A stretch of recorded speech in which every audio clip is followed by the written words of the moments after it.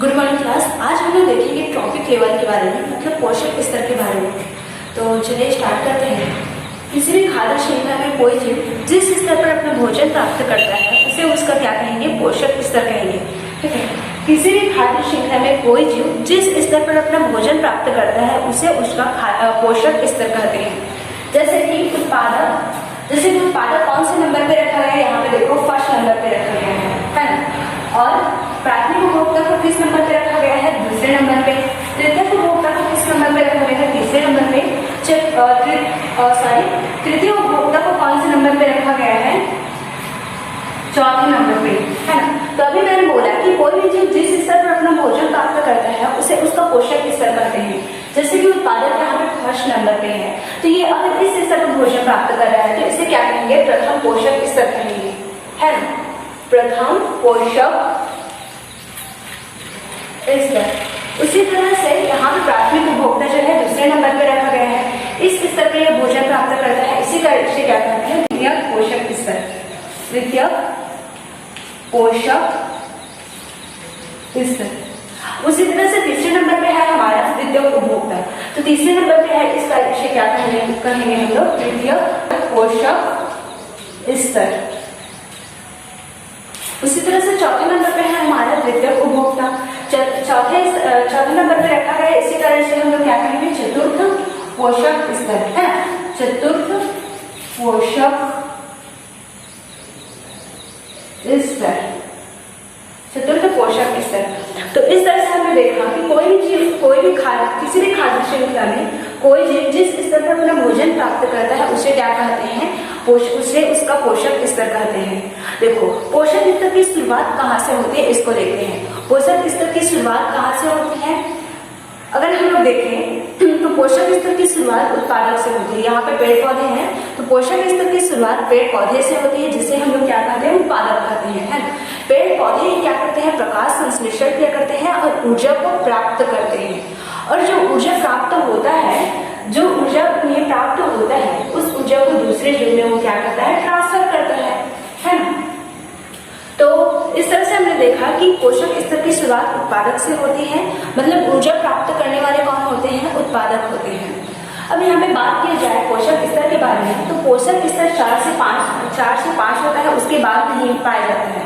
मतलब जैसे कि यहाँ प्रथम पोषक स्तर, द्वितीय पोषक स्तर, तृतीय, चतुर्थ, तो ये तो 4 पोषक स्तर हो सकते हैं या फिर 5 पोषक स्तर होते हैं। उसके आगे पोषक स्तर नहीं पाया जाता है, क्योंकि जैसे ही हम लोग पोषक स्तर में वृद्धि होती जाती है, जैसे प्रथम पोषक स्तर से द्वितीय पोषक स्तर में जाएंगे तो यहाँ पे एनर्जी जो है कम होती जाती है। कम जैसे जैसे पोषक स्तर बढ़ता जाता है एनर्जी क्या होती जाती है?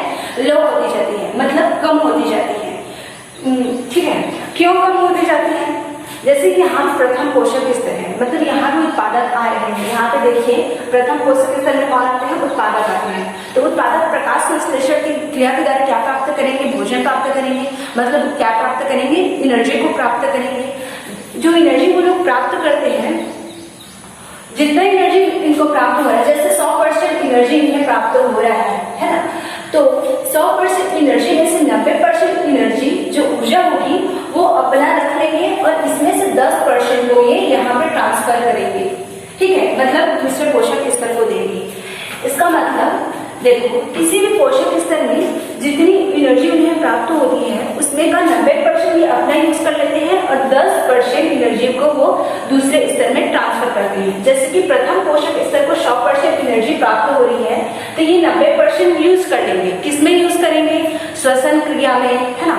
श्वसन क्रिया में, उत्सर्जन क्रिया में, मतलब अपनी जैविक क्रियाओं में इसको 9% एनर्जी को यूज कर लेंगे और 10% एनर्जी को वो अपने अगले पोषक स्तर में देंगे। जैसे द्वितीय पोषक स्तर में वो 10% एनर्जी को दे रहे हैं। यहाँ पे देखिए 10% है, इसका मतलब ये नहीं है 10% है, इसका मतलब जितनी 10% है, इसका मतलब ये नहीं है 10% है, इसका मतलब जितनी एनर्जी मिल रही है, जितनी एनर्जी मिली है उतने में से वो 90% का यूज कर लेंगे और 10% को अगले पोषक स्तर में देंगे। उसी तरह से यहाँ पे इसको तृतीय पोषक स्तर को जितनी एनर्जी मिल रही है उसमें से 90% का यूज ये अपनी जैविक क्रियाओं में करेंगे और 10% को ये ट्रांसफर करेंगे। इसलिए क्या कहते हैं हम लोग? 10% का नियम कहते हैं, है ना। अब यहाँ पे अगर हम लोग बात करें पोषक स्तर में, तो अगर हम लोग किसी भी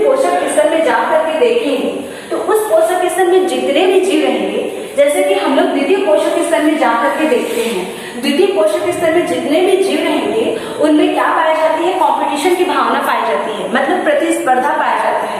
प्रतिस्पर्धा किस लिए होता है, प्रतिस्पर्धा होता है भोजन के लिए या फिर आवास के लिए।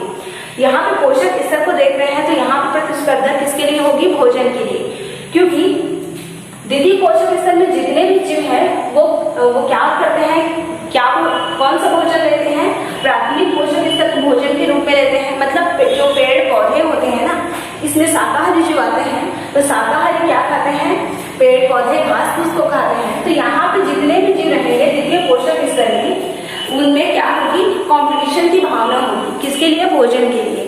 मतलब एक दूसरे से क्या करेंगे, वो लड़ाई झगड़ा करेंगे। उसी तरह से अगर तृतीय पोषक स्तर में जाकर के देखें तो उसमें भी क्या होगी, प्रतिस्पर्धा पाई जाएगी भोजन के लिए, आवास के लिए। उसी तरह से प्रत्येक पोषक स्तर के जीवों में आपस में क्या पाई जाती है, प्रतिस्पर्धा पाई जाती है। ठीक है, इस तरह से हमने पोषक स्तर के बारे में देखा।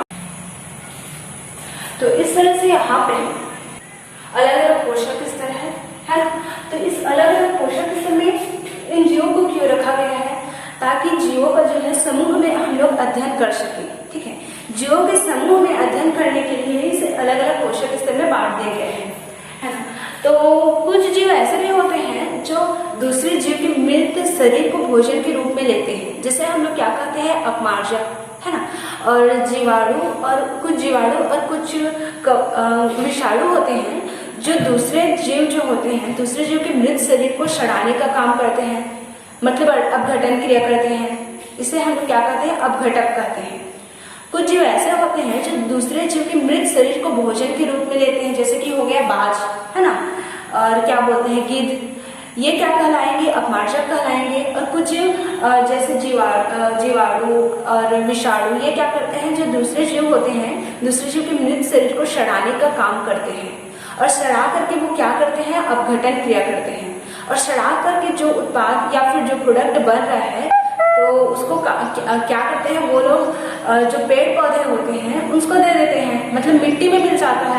जैसे कि यहाँ पे क्या हो रहा है, यहाँ पे कोई गाय जैसे मर गई है ना, तो वहाँ पे अपघटन क्रिया होगा, जो जीवाणु विषाणु होंगे उसको सड़ाने का काम करेंगे, और सड़ा करके क्या करेंगे, वो मिट्टी में चला जाता है। सड़ने के बाद वो कहाँ चला जाएगा, मिट्टी में, और मिट्टी में जाने के बाद वो क्या होता है, मिट्टी उपजाऊ बनता है ना। तो उपजाऊ होने का फायदा ये होता है कि वहाँ पे जो उपजाऊ रहती है, वहाँ पे पेड़ पौधे क्या होते हैं, अधिक वृद्धि करते हैं।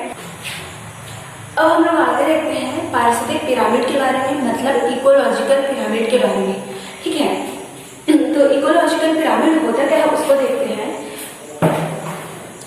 खाद्य श्रृंखला में जो पोषक स्तर होते हैं, या फिर यूँ कहें खाद्य श्रृंखला में जो उच्च पोषक स्तर होते हैं, उनमें जीवों की संख्या, जीवों के भार तथा ऊर्जा में एक तरह से हास दिखाई देता है। इस हास को ही, मतलब इस हास की जो संरचना को देखें तो वह एक पिरामिड का रूप लिए होता है। मतलब जो उच्च पोषक स्तर होते हैं उनमें जीवों की संख्या, जीवों का भार तथा एनर्जी की सुलभता या फिर एनर्जी की प्राप्ति को ध्यान से देखें तो इन सभी का आकार एक पिरामिड के आकार लिए होता है। इसे ही हम लोग क्या कहते हैं, पारिस्थितिक पिरामिड कहते हैं या फिर इकोलॉजिकल पिरामिड कहते हैं। यहाँ पे बात की जाए पारिस्थितिक पिरामिड के बारे में तो इसे 3 भाग में बांटा गया है, संख्या पिरामिड, जीवभार पिरामिड और ऊर्जा पिरामिड। संख्या पिरामिड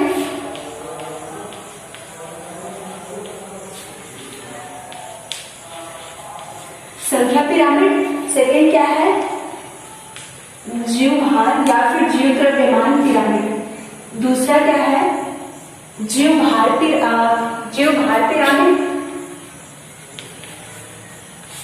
एंड थर्ड क्या है, ऊर्जा पिरामिड, है ना। तो यहाँ पे देखो नंबर्स ऑफ पिरामिड, सेकंड है biomass of pyramid, and third है आपका एनर्जी ऑफ पिरामिड, है ना। तो संख्या पिरामिड की बात करें या फिर नंबर्स ऑफ पिरामिड की बात करें तो यहाँ पे क्या होता है, इसको 2 पार्ट में बांटा जाता है। संख्या पिरामिड को अपवर्टेड, इनवर्टेड में। जीवभार पिरामिड को भी 2 पार्ट में बांटा जाता है, अपवर्टेड और इनवर्टेड में। एंड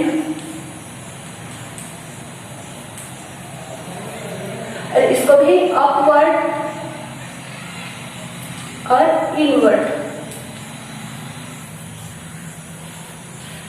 संख्या पिरामिड को दो भाग में बांटा जाता है, सीधा संख्या पिरामिड। अपवर्टेड मतलब सीधा संख्या पिरामिड और इनवर्टेड मतलब उल्टा संख्या पिरामिड।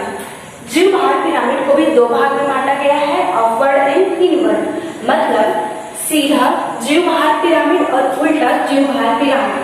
ठीक है, तो इस तरह से हमने देखा कि संख्या पिरामिड को अपवर्ड और इनवर्टेड में और द्विभार पिरामिड को भी अपवर्ड और इनवर्टेड में बांटा जाता है। अपवर्ड को क्या कहते हैं? सीधा अगर संख्या पिरामिड को देख रहे हैं तो ये हो जाएगा सीधा संख्या पिरामिड, है ना, सीधा संख्या पिरामिड, और ये हो जाएगा उल्टा संख्या पिरामिड। उल्टा, अब संख्या पिरामिड को आप लोग लिख लेना, और यहाँ पे अपवर्टेड द्विभार को भी दो भाग में अपवर्टेड और इनवर्टेड, तो ये हो जाएगा सीधा द्विभार पिरामिड,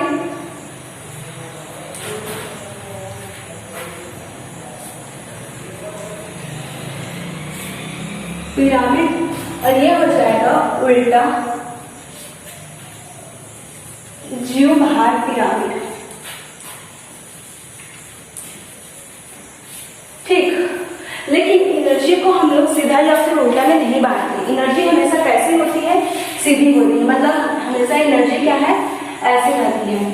यहाँ पे अगर संख्या पिरामिड की बात की जाए तो यह पिरामिड जीवों की संख्या को दर्शाता है। इसमें अलग अलग पोषक स्तर में जीव की संख्या को दर्शाया जाता है। संख्या पिरामिड की बात करें तो संख्या पिरामिड जो है जीवों की संख्या को दर्शाता है, और संख्या पिरामिड को दो भाग में बांटा गया है, सीधा संख्या पिरामिड और उल्टा संख्या पिरामिड। अगर सीधा संख्या पिरामिड की बात करें तो ये हो जाएगा हमारा सीधा संख्या पिरामिड। ठीक है, सीधा संख्या पिरामिड में जो आधार होता है वो चौड़ा होता है, आधार भाग क्या होता है? चौड़ा होता है, और शीर्ष भाग क्या होता है? नुकीला होता है। सीधा संख्या पिरामिड में आधार भाग चौड़ा होता है और शीर्ष भाग नुकीला होता है। ठीक है, और आधार भाग में जो उत्पादक रहते हैं वो आते हैं, और शीर्ष भाग में क्या आता है? उपभोक्ता आते हैं। ठीक है, देखो उत्पादक, यहाँ पे प्राथमिक उपभोक्ता, द्वितीयक उपभोक्ता, उसके बाद ये आएगा ये तृतीयक उपभोक्ता। ठीक है, तो आधार भाग में उत्पादक आते हैं और शीर्ष भाग में उपभोक्ता को रखा जाता है।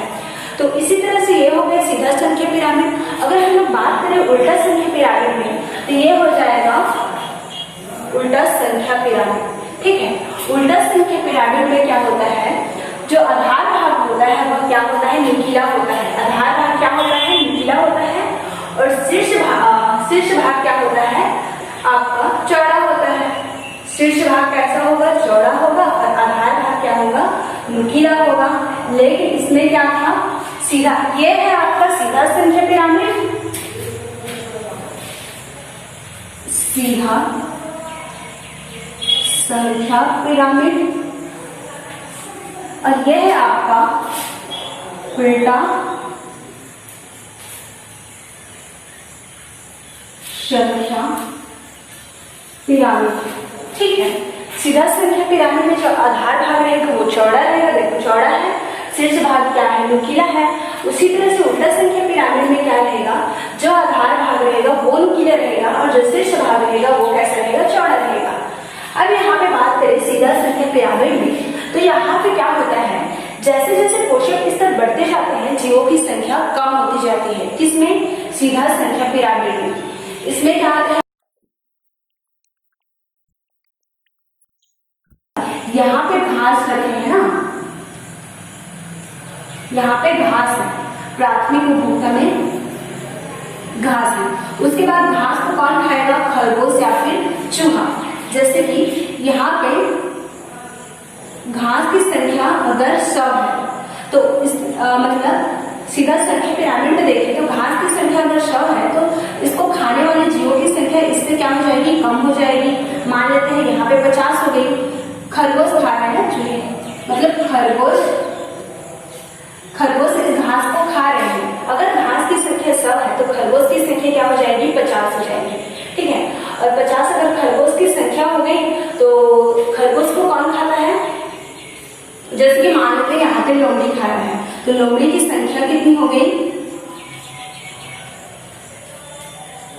लोमड़ी यहाँ पे है, घास की संख्या 100 है, खरगोश की संख्या 50 है और लोमड़ी की संख्या कितनी है, 10 है। मतलब जैसे जैसे ऊपर जा रहे हैं जीवों की संख्या क्या होती जा रही है, कम होती जा रही है। इसको मैं यहाँ पे लिख देती हूँ। खरगोश या फिर चूहा कोई भी ले सकते हैं, है ना। तो सीधा संख्या पिरामिड में होता क्या है, जैसे जैसे पोषक स्तर बढ़ते जाते हैं जीवों की संख्या क्या होती है, कम होती जाती है। जैसे कि हमने यहाँ पे देखा जो उत्पादक है उनमें उत्पादक की संख्या 100 है, उसके बाद जो प्राथमिक उपभोक्ता है ये आएगा प्राथमिक उपभोक्ता। प्राथमिक उपभोक्ता की संख्या 50 हो गई, द्वितीय उपभोक्ता जो लोमड़ी उसकी संख्या 10 होगी, और जैसे आगे बढ़ते जाएंगे तो उनकी संख्या भी और कम होती जाएगी। सीधा संख्या पिरामिड में जैसे जैसे पोषक स्तर बढ़ता जाता है जीवों की संख्या क्या होती जाती है, कम होती जाती है। तो यहाँ पे उल्टा संख्या पिरामिड को देख रहे थे। यहाँ पे उल्टा संख्या पिरामिड होता क्या है, जैसे जैसे आगे बढ़ते जाते हैं, मतलब जैसे जैसे पोषक स्तर बढ़ता जाता है जीवों की संख्या भी क्या होती जाती है, बढ़ती जाती है। सीधा संख्या पिरामिड का जस्ट अपोजिट है उल्टा संख्या पिरामिड। तो यहाँ पे देखो किसी भी पिरामिड के नीचे में आएगा, सबसे नीचे में आता है आपका उत्पादक। जैसे कि यहाँ पे आया था पेड़ पौधे, मतलब उसको उत्पादक ही तो बोलते हैं ना। यहाँ पर भी आएगा उत्पादक। उसके बाद जैसे ही आगे बढ़ेंगे यहाँ पे आएगा आपका प्राथमिक उपभोक्ता, है ना, प्राथमिक उपभोक्ता। इसको भी क्या कहेंगे, प्राथमिक उपभोक्ता, और इसको क्या कहेंगे, इसको इन दोनों को द्वितीय उपभोक्ता। ठीक है, और बना सकते हैं तृतीय उपभोक्ता। तो यहाँ पे देखिएगा आप लोग उल्टा संख्या पिरामिड में जैसे जैसे आगे बढ़ेंगे पोषक स्तर भी क्या होता जाएगा, पोषक स्तर में जीव की संख्या भी क्या होती जाएगी, बढ़ती जाएगी। अब उल्टा संख्या पिरामिड को एक उदाहरण के द्वारा मैं स्पष्ट करना चाहूंगी। जैसे कि एक पेड़ है, एक बड़ा सा पेड़ है जिसमें 20 इल्लियां या फिर 20 कीट इस पर बैठे हुए हैं। मतलब इस एक पेड़ से 20 इल्लियां जो है भोजन प्राप्त कर रहे हैं। तो यहाँ पे पेड़ क्या हो जाएगा, यहाँ पे 20 इल्लियां इसमें बैठी है, 20 इल्लियां, और इससे क्या प्राप्त कर रही है, भोजन प्राप्त कर रही है ना। तो यहाँ पे पेड़ की संख्या कितनी है, 1 है। पेड़ की संख्या कितनी है, यहाँ पे देखिए पेड़ की संख्या 1 है और इसमें 20 क्या बैठी है, 20 इल्लियां बैठी है। मतलब एक पेड़ से ये 20 इल्लियां भोजन प्राप्त कर रही है। उत्पादक की संख्या 1 हो गई, इल्लियों की संख्या 20 हो गई, और आगे बढ़ेंगे तो इनकी संख्या जो दूसरे जो आएंगे उनकी भी संख्या बढ़ेगी। तो यहाँ पे देखिए संख्या जो है जैसे जैसे बढ़ रहे, जैसे जैसे ऊपर की तरफ जा रहे हैं उत्पादक से उपभोक्ता की तरफ, तो संख्या क्या हो रही है, बढ़ रही है। तो इसी कारण इसको बोलते हैं उल्टा संख्या पिरामिड। इसमें जैसे जैसे ऊपर बढ़ते जाते हैं जीवों की संख्या भी क्या होती है, बढ़ती जाती है। तो इस प्रकार से हमने देखा संख्या पिरामिड को, जिस पिरामिड में जीवों की संख्या को, मतलब जिसमें क्या होता है अलग अलग पोषक स्तर में, मतलब उच्च पोषक स्तर में जीवों की संख्या को दर्शाया जाता है, उसे संख्या पिरामिड कहेंगे। इसे 2 पार्ट में बांटा गया है, सीधा संख्या पिरामिड और उल्टा संख्या पिरामिड। अब यहाँ पे ये देखते हैं संख्या पिरामिड को दिया किसने था। संख्या पिरामिड को 1927 में 1927 में चार्ल्स एल्टन ने दिया था। संख्या पिरामिड को 1927 में चार्ल्स एल्टन ने एनिमल इकोलॉजी नामक पुस्तक में दिया था। ठीक है, अब आगे देखते हैं बायोमास पिरामिड।